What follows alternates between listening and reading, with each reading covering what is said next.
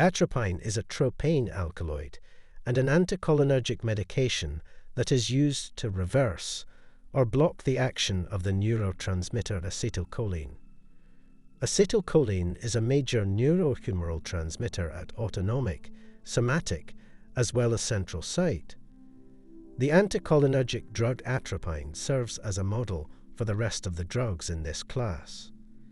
However, some of its synthetic substitutes do have significant nicotinic blocking property, despite the fact that it is highly selective for the muscarinic receptor. Both the intramuscular and intravenous routes of administration are viable options for the administration of atropine sulfate. 0.6 to 2 milligrams, with a maximum of 10 micrograms per kilograms allowed for children. It is possible to apply it topically to the eye in the form of eye drops and eye ointment with concentrations ranging from 1% to 2%. It is quickly absorbed from the gastrointestinal tract. When applied to the eyes, they can easily pass through the cornea. There is a degree of obstruction on the other side of the blood-brain barrier. The liver is responsible for the metabolism of approximately 50% of atropine, while the remainder is excreted in urine in an unchanged state. Now let's talk about the potential negative effects of it.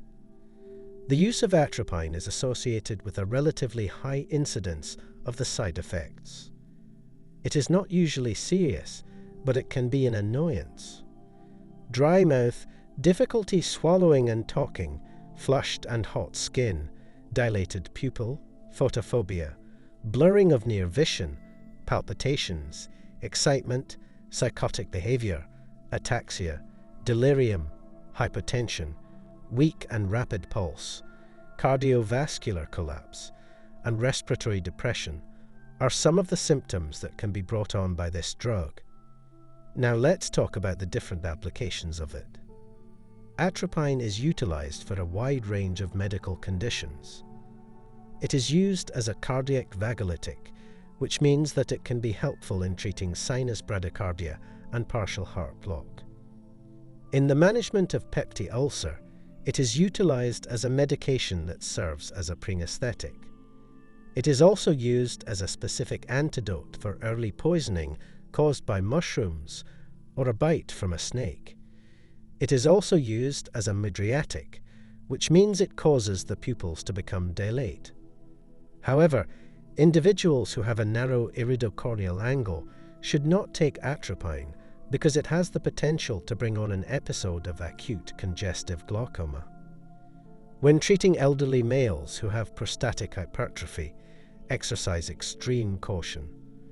Urinary retention is a possible complication. Do not take atropine with antihistaminics, tricyclic antidepressants, phenothiazines, or pethidine because these medications can cause additive side effects. Taking atropine with an antacid may interfere with the absorption of atropine.